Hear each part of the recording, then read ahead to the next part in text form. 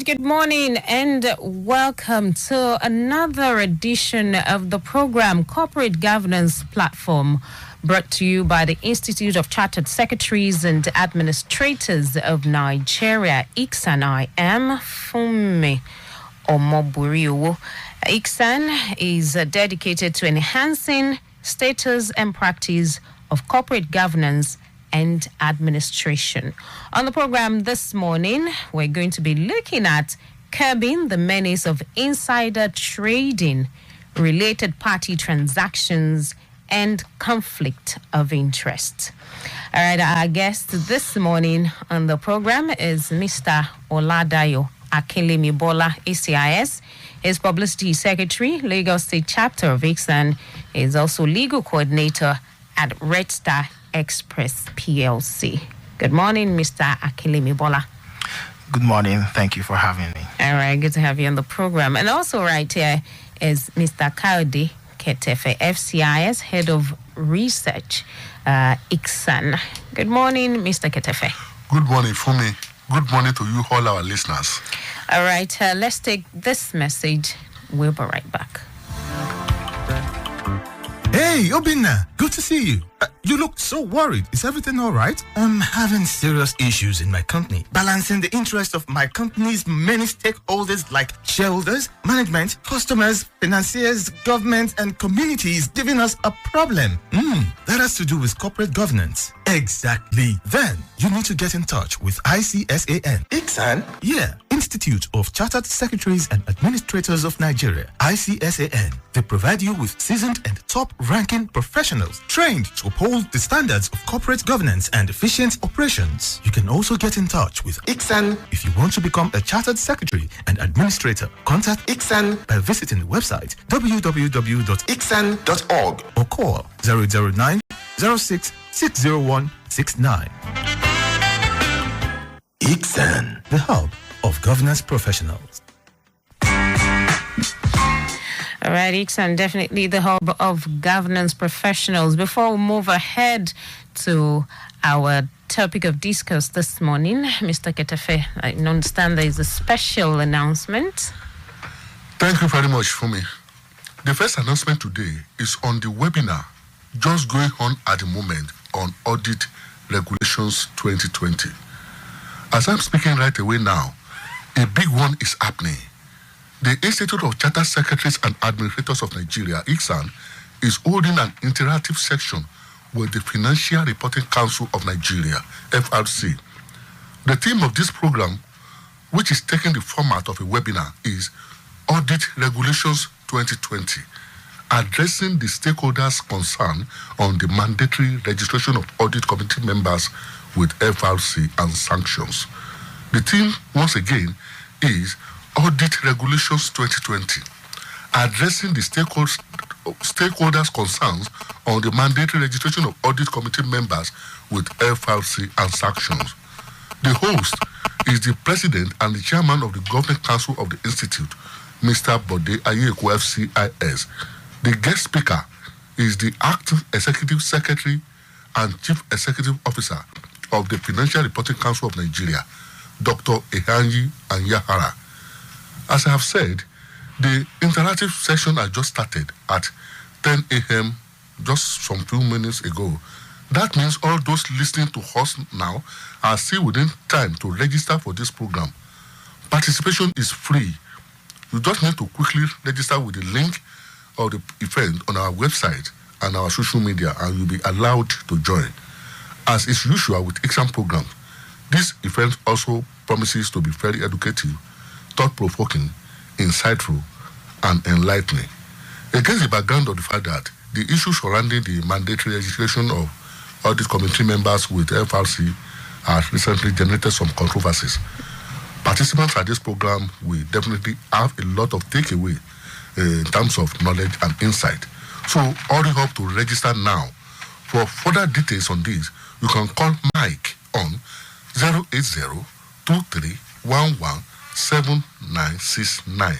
Mike on 080-2311-7969. The second announcement is on the second edition of the ICSAN Train the Trainer certification course. The Institute of Chartered Secretaries and Administrators of Nigeria, ICSAN, is pleased to invite you to the second edition of our Train the Trainer certification course, scheduled to hold on 17th, 18th, 19th, and 21st of May 2021. It is a 4-day event. The training will equip the participants with the requisite knowledge, skills, and competencies to take advantage of many provisions in the Nigerian Code of Corporate Governance 2018. The participation fee is 100,000 naira. The participation fee is 100,000 naira. Please note that this program attracts 4 credit points for exam member, and it promises to be very rewarding. For further information on this, please call Ojiji on 080-237-83042. Please call Ojiji on 080-237-83042. Thank you and have a pleasant day. All right, thank you, Mr.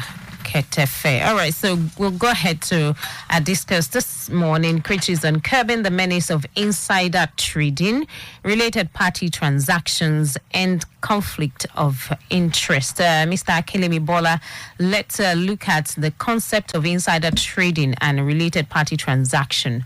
Can you just please explain it to us? Thank you very much. Insider party transaction, related party, insider trading, related party transactions, and conflict of interest are similar. They're related, and to be honest, they pose a very, very serious threat to the investment landscape. Now, insider trading has been defined or codified in the Investment and Securities Act 2007, specifically Section 315, as when a person or group of persons who being in possession of some confidential, price-sensitive information which is not generally available to the public utilizes such information to buy or sell securities for their benefit. Now, the operative words here are confidential, price-sensitive, and generally not available information. So that means where an information is not available to the general public and is confidential and is of a price-sensitive nature, such information, because you have access to it, you're not allowed to benefit from it or to trade with it, so to say. And then I'll go to the second concept, which is a related party transaction. Now, a related party transaction relates to a transaction which takes place between parties with a pre-existing connection. So that means hitherto, before the transaction took place, we both knew each other and we just kept quiet, like, oh, I've never seen you before, or I never knew of your existence. It seems very, harmless. But in the investment landscape, that could be the difference between being a billionaire and going bankrupt. Because where there's a bid, for instance, or there's a contract to be awarded, and then a lot of people just come, all parties come, free mind, just bid, put in their bids and all things like that.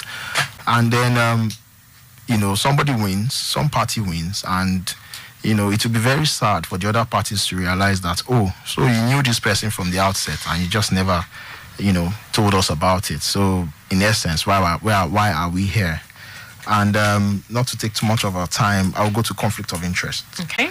Conflict of interest is a situation where a person or a party is in a position to derive personal benefits from actions or decisions made in their official capacity. So where I am a director in a company, for instance, and I own shares, or I'm the ultimate beneficiary of the shares in a vendor company, and I just keep awarding all the contracts, all the supplies to that particular company. Obviously, even where the company, does something wrong, I would just keep quiet because I am the ultimate beneficiary. So that will now be, against the interest of the company, so to say. So let me just stop there. Okay. So are there challenges that these three concepts you just explained to us? Are there challenges they pose to operation of good corporate governance? Yes, in fact, very serious challenges. So serious, in fact, that the Investment and Securities Act actually criminalizes insider trading. Now, insider trading, where it is done, gives an unfair advantage to a person or a group of persons over other interested people. Okay. So, specifically, Section 112 of the Investment and Securities Act 2007 prohibits insider trading, and Section 115 actually prescribes a fine of 500,000 naira for an individual or 7 years imprisonment, or if in the case of a company, 1 million naira as fine. So you can see how serious the law views this particular thing, and even related party transactions and conflict of interest, they're kind of married. So even the Karma realizes this and also prohibits people like directors from making secret profits and things like that. But more importantly, these issues where they happen can lead to loss of investor confidence, compliance issues, that's you have issues with regulators, fines and things like that, and then reputational damage to such a company. Reputational damage could actually, mean that the company would actually go bankrupt and, file for winding up at the end of the day. Mm-hmm. All right. Now, the code states that the board should develop policies on insider trading, related party transactions, and conflict of interest. Now, to what extent can the formulation of such policies help in curbing the negative effects of the said three concepts? I'll start with this saying. There's a Yoruba saying that says that in a land where there is no law, then there can be no offense. Okay. So where there's an insider trading policy, you cannot feign ignorance of not knowing what the policy is. Now, a good insider trading policy for me should have something like an insider trading list. So on that list, you would have all the people who are deemed to have access to price-sensitive information which is not publicly available. So when I say on that list, you're looking at the directors, senior management, key management, key, staff. You're having maybe the director of accounts, the group accountant, people that have access to this information. So when you just see your name on that list, you cannot say, oh, I didn't know I was not supposed to give out the information. Fact is, you are deemed to know that. Okay. And secondly, there's also something we call the closure period.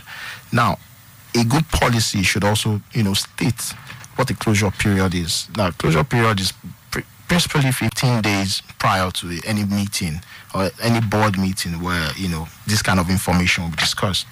And it is so important that you have to give such information to SEC, that's Securities and Exchange Commission, and if you're publicly traded, also the stock exchange, and you give this information simultaneously. Now, the essence of this is that that information would go out to the public, so everybody knows. I'll have a closed period. That means that, if any hanky-panky goes on with anybody on that list, then such a person, could be arrested and things like that. So the policy is very, very important. It helps monitoring, and it helps compliance, basically. Now, another provision of the code is that, directors should not make improper or prejudicial use of information acquired as director, and not disclose non-public information except where disclosure is authorized or legally mandated. Now, looking at these three concepts we've looked at, which one will you say not adherence to this provision will violate? Well, I'm looking at that should be insider dealing. Okay. Now, from what you've said earlier, you should, as a director, you should not, give out information. You should not make use of it.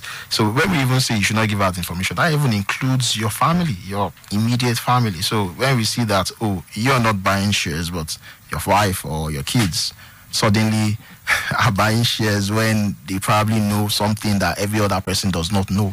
So that is a classic example of insider dealing, and you, as a director, you're just precluded from it, and it could kill the company if it's not well managed. So insider dealing, that falls clearly under insider dealing. Okay, all right. I have to say a big thank you to you, Mr. Oladayo Akinlemi Bola, ACIS, Publicity Secretary, Lagos State Chapter Vixen, Legal Coordinator at Red Star Express PLC. Thank you so much for joining us on the program this morning.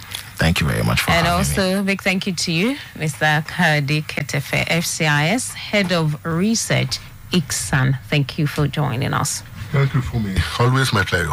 Okay. And big thank you to you, all our dear listeners. Of course, the Corporate Governance Platform returns next week, Wednesday, 10:15 a.m., right here on Echo 89.7 FM. I am Funmi Omoburiu.